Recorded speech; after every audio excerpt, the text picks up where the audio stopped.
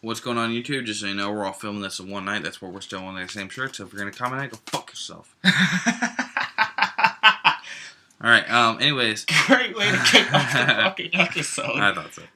All right. This is your host, everybody. Yeah. This is episode 3 of Yu-Gi-Oh 101, and in this episode, we're gonna be talking about like basic deck structure and like archetypes, which are. We're also gonna teach you the phases of the turn as well. Yeah, because we keep forgetting to do that. We forgot that in the last 2 episodes. So that's probably the first thing we're gonna do. So phases of the turn, they go draw phase, stamina phase. What are you doing? Extra deck cards. We're gonna need that for the deck. No, you don't. I'm just kidding. Alright, so draw phase. That's when you draw a card for your turn. And then standby phase. That's just kind of like open game state. That's when you. I mean, there's cards you can chain during standby phase, but most of the time you're going to go straight to main phase. And then there's main phase 1, which is after standby phase. That's when you can do things like summoning monsters or setting, magic and trap cards or activating magic and trap cards. You're pretty much setting up for your battle phase. Yeah, well, yeah. Or, like getting your engine started for your deck or anything like that. That's the main phase when you do everything. And then after that it goes to battle phase. That's when you can declare attacks or... And then there's like different sub-phases in the battle phase We're not going to get into that right now. Right. And then, so after battle phase there's main phase 2. That's when after you, like, attack and stuff, like, say they use Mystical Space Typhoon and blew up a spell trap card, you can set more. You pretty much set up your defenses for your opponent's turn in main phase 2.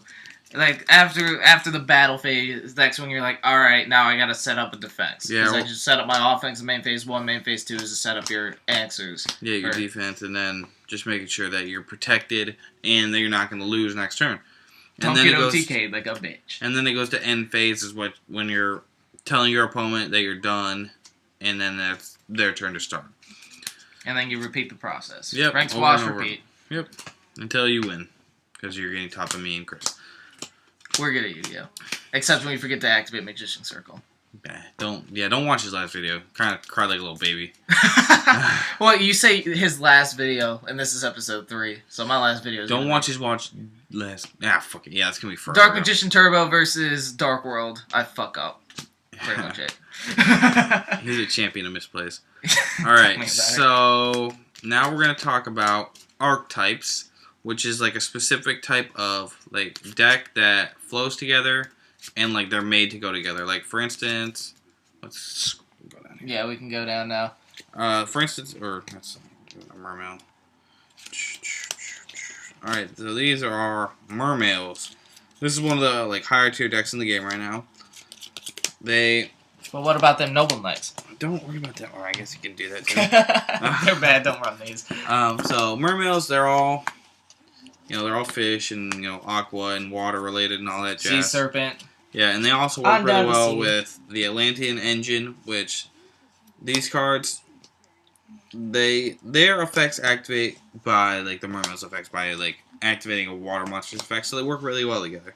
Which pretty much creates an archetype. I mean, this is an archetype by itself, this is an archetype by itself. But without these wouldn't be as good, and without these would be absolute shit. So they work really good together, and an archetype basically is creating a flow for the deck that, allows for the most consistency. Yeah, it's like I was telling Sean before this episode started that a lot of people, when they're new to the game, you make your own like customized deck. You just throw cards together that you think are gonna flow well together, and you try to make your own deck, which is fine if you're first starting out because we were all in that phase. Yep, everybody used to run Stallburn. Yeah, but once you get into the competitive part, you're gonna start to notice other people's builds, like tournament winning decks and people that top, and you're gonna run into these archetypes, and then you're gonna be like, oh shit. Like, net decking is like a big part of Yu-Gi-Oh right now, and that's a good thing. Like not every. I mean, it's hard to make your own fucking deck and like make your own choices for what you think's gonna be flow best. Like smarter people than us thought about this shit and like decided that these cards go together well. So net decking is not a bad thing. There's a lot of people that like people make deck profiles for a reason. Yeah, exactly. People talk shit about net decking, but like honestly, it's important. Like that's why people make YouTube channels and shit. So yeah, that's why we're here. Yeah, exactly. So like the main part of the deck is the engine, which, that allows you to, like, draw, like, Stratos, like we talked about earlier. Is it, I don't fucking know where it is. There it is. Alright, so this card, like, when you summon it, you get to add another card to your hand. You pretty much get to choose. And that's a big thing about Yu-Gi-Oh! Setting up your hand to where you'll be able to make plays and pushes that give you advantage in the game later on. So we'll start to teach you card advantage in this episode later as well. So yeah. You'll start to get that. So, like, the main engine is made to allow you to get cards that you want in your hand as soon as you can, so that you can set up your plays that your deck's made to do. So, for instance, for this deck, it's like Pike Dragoons. Like, Dragoons effect, when it's discarded or sent to the graveyard to start a water monster effect, you get to add a Sea Serpent to your hand, which lets you get Megalo, which is like the boss monster of your deck and the most important card in the MVP of the deck. And Pike lets you get like a level 3 monster like a Lind or a Marksman. And Lind is, a part of your engine, and she's like a renewable resource. Like say they blow up all your field, like, and you still have a Lind in hand, this card can, keep you alive for a couple turns until you get cards back that you need to make another push. That's also where hand traps also come in handy. Like, say you push huge, something bad happens, you get Darkhold, your field's open, and then, like, maybe a card, not Mermail specifically, because he's not that great, but that's where a card like Gorz would come in handy. If you're making a deck where you find that your field is empty a lot of the time if something bad goes wrong, like, Gorz would be a card that you might want to tech in. Yeah. So, decks consist of, like, boss monsters like Megalo, engine cards like, Dragoons or Pike or even Lind, because she lets you get another Mermail special summon when she gets destroyed.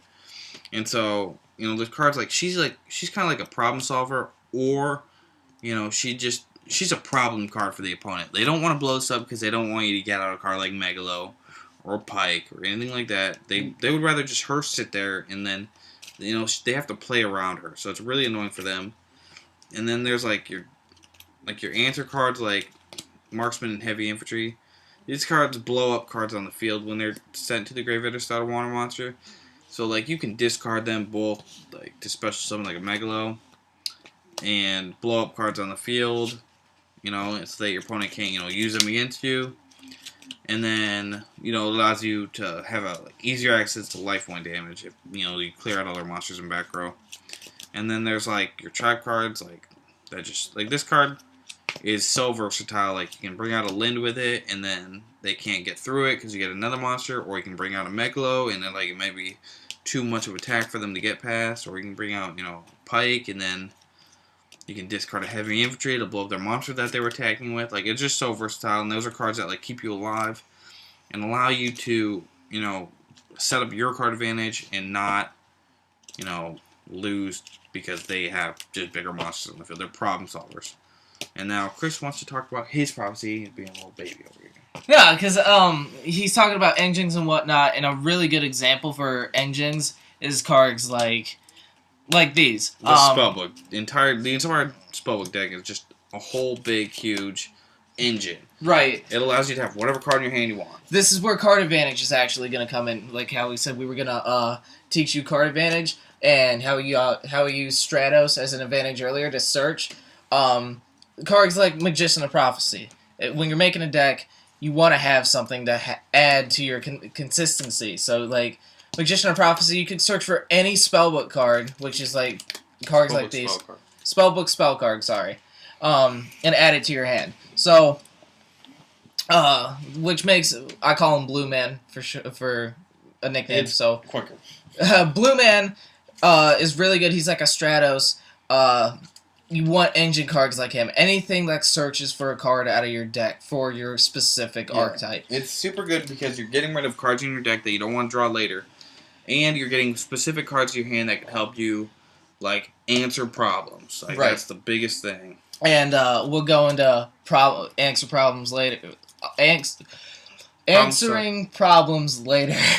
Actually, really soon. Because, like, you're going to want to go, like, summon Blue Man, search for secrets, because you also, when you're going through a quick engine, deck thinning is not a bad idea, because if you have a Blue Man, you're going to want to search for secrets, which is the exact same thing as Blue Man, search for another card. Search again.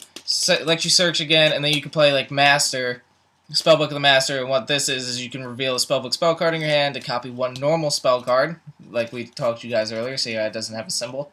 Copy one in your graveyard and do it again. So then you can search for another Spellbook card. So just like that, you're going through your deck really, really quick, and you're getting cards in your graveyard for these two. There's a card that helps you go plus. It's kind of like a land. It's like a renewable resource. It allows you to keep card advantage and like not lose anything. And this card just helps you out card advantage your opponent until like. Which is what Prophecy is pretty much known for. Until their card Spellbook Judgment got banned, Prophecy is really good because you always have card advantage on your opponent. What Tower does, for example, is for card advantage, you get to add during your standby phase, Spellbook spell card from your graveyard, throw it to the bottom of your deck, and then draw again. So just like that, you get an extra draw per turn, which is pretty busted. Yeah, it's really, really good. So that's one of the biggest things in Yu-Gi-Oh! Is being able to draw cards. And because of the fact that you get an extra draw, that's a +1. Yeah. So, it helps plus your opponent, and then also for your answer cards like Spellbook of Fate, which is probably the best answer card I think in the game, to be honest with you, because it's the most versatile card. Because of the fact that it doesn't target as well, which we'll get into details about that stuff later. And because you have to have Spellbook cards in your graveyard to activate each of its different effects, and because of the fact that you search for Secrets and Master with your play, and then you may have searched for Fate, then you're able to banish these two because you're thinning your deck. Also, another answer card would be a card like Spellbook of Wisdom, which is like a card called Forbidden Lance. It's like a protective card. It protects any spell, and it's also a quick play, the Lightning Bolt. During either player's turn, you can protect one of your spellcaster monsters from spell or trap cards. So, if you guys aren't running a spellcaster-like archetype, like Spellbooks, for example, you might want to check out a card called Forbidden Lance. It's like this, just not as good, but it's still pretty good. It's splashable. Splashable means you can put it in any deck. Yeah. So, like, Spellbook Wisdom is, spellcasters only. Lance is any monster, except they lose 800 attack. I mean, it's versatile also because you can use it on your opponent's monsters to make them lose attack. And then beat over them. Yeah. Right. Or you can use it on yours. So when making your deck, you want stuff that flow together like this. Like, this deck is so good because of the fact that everything flows together, and because of the fact that you search. Yeah, this card can search for any one of these cards that's listed up here, including Magician. So you can go Secrets to get Magician, to get Master, to copy that, to get Tower, to get Fate, to get Wisdom, or whatever you want. Yeah, it's like these cards are full. This deck is full of situational cards, but because of the fact that you can search for any card for that specific situation, makes it really good. Which is something that you want to avoid in other decks, like, oh, this card's good, but it's only good during this situation. Well, if you draw into that card, and it's not that situation, you're going to be like, oh, shit, I can't use this right now. So that's what we call a dead draw. Yeah. You want to make your deck so dead draws almost are non-existent. Yeah, that's the consistency. Yeah, consistency is I drew a card and I can use it whenever the hell I want at any situation. Like, that's one of the most important things in Yu-Gi-Oh! Is not having cards that you just can't use in your hands. Right. So we got through answer cards like Wisdom and Fate. You also run your traps normally. Like, Torrential Tribute is a big answer card to Mermails, for example, or Boujings, maybe even. Like, the cards that, in Mermails, you can put a lot of monsters on board, and, OTK, which is kill them in one turn. And, Torrential just solves that problem because you blow up all monsters on the field. Right, another problem solver. And then, to fit with your engine, you normally have your boss monster in the deck. Like, Sean has his Megalo and his lead, for example, to help him go into his bigger plays, or that is his big play. Like, High Priestess of Prophecy, for example. You can reveal 3 spellbook cards in your hand, which you're searching for days for them anyway, to special summon her. Or another ancient card in the deck that I have is called Temperance of Prophecy. I'm not going to even bother bringing her out. You can tribute Temperance to special summon Priestess from the deck. So, which is also a deck thinner because she comes directly from your deck, so you don't have to worry about drawing into her. Yeah, because sometimes this card can be a dead draw, but you got to look at the risk-reward factor. if you get a summon this card, you're probably gonna win the game because her effect is you get to blow up a card on the field. She's 2,500, and then you can use cards like Wisdom to protect her. Yeah. So like most of the time you get this card out, you're probably gonna win. And so, like, having her be a dead draw, like, 1 out of 5 times is okay. Yeah. And most of the time, you're going to have a bunch of spellbooks, like... Oh, yeah, her other effect as well is you can banish, which we actually didn't get into banishing. Oh, yeah, shit. Anyway, you can banish a spellbook card from your hand or your graveyard. You normally want to do it from your graveyard, because if you're doing it from your hand, you're not going plus or minus, because you're losing hand advantage. So, yeah, you don't want to do that. You normally don't want to do it from your hand unless absolutely necessary to blow up a card on your opponent's side of the field. So it's like, Priestess effect... Banish a spellbook card, which I have a ton of now because I searched a ton because of Blue Man, to blow up a card and then punch you in the mouth because I have Priestess. So, anyway, you guys, you want to find, this is going to be a long episode, but sorry, you want to find something that you specifically like. Like, some people like Gadget, some people like Dragons, some people like Mermails, Evil Swarms, Blackwings. It's all about preference, like... There's a lot of good decks out there. I mean, especially in this format. Like, last format... There were 2 good decks. Yeah, the format was just retarded. That's why most of us, we didn't make a lot of videos because the format was just retarded. There was nothing to do other than play Prophecy and Dragons. And, like, I mean, me and Chris both had Prophecy. It just wasn't fun. Like, it just wasn't... It was either a mirror match, or you're playing against Dragons, or you're playing against Prophecy, and that's just not cool. And if you played against anything else, you automatically won. Yeah, you just won. Yeah, it's not even fair. So, this format, like, there's a lot of good decks. Like, the format's slower. A format being slower means there's going to be more trap cards played. You actually have to play Yu-Gi-Oh! You have to think about the plays you're going to make. You can't just win on right, like, before Spellbook of Judgment got played, this is why the... last format was so bad was because of the fact that you could have somebody who's terrible at Yu-Gi-Oh! But beat good players because the deck played itself. Yeah, like... So Dragons, you didn't have to think about anything. Man, I know so many people that lost to Dragons just because they were Dragon. Like, Dragon rules, they're just, I won. So and that's how Prophecy was as well. Spellbook of Judgment. You didn't have to think about your plays because you were getting all of your resources back, which let you outplus your opponent anyway. Yeah, so it wasn't fair. It just allowed bad players to be good at Yu-Gi-Oh! And that's not... I mean, that's fine, but it's not fun for the players that actually try hard. Even try... Like, you can even try and make a deck, but it just didn't matter because they would just beat the shit out of you. Yeah. So... That's like your basic deck building. We'll get into like your side deck and your extra deck especially, which is a huge part. But this episode's running a little long. Yeah. So I think we're gonna do our extra deck for you guys later. Like Big Eye, for example, runs really good in both of our decks because we run a ton of level 7s. Yeah. So that's just a sneak peek of what's to come next episode. All right. So yeah, like I said, deck building is all about the engine consistency, trying to keep advantage. Like, you don't want to use cards that, like, activate this card and then discard 3 cards from your hand. Like, you don't want to do that.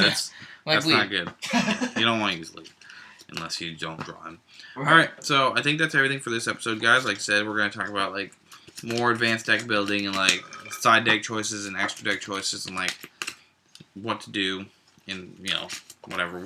Follow us on Twitter. Like Sean said in the first episode, leave a comment, PM us if you have any questions about deck building, and it's like Sean said, net decking is also a huge thing. And yeah, like there's a lot of really good YouTubers out there. Like I learned a lot from a bunch of them. Like MCool40 is really awesome. Check out his channel. Asian Eyes by Dragon's awesome. Check out his channel. Asian Precision 2008 is awesome. Jamie the Kid 00, he has a lot of really fucking awesome deck profiles. I'm actually the one that showed Sean Jamie the Kid. Yeah. So he's really good. Yeah, he's cool. He knows a lot about Yu-Gi-Oh, which is important. Mm-hmm.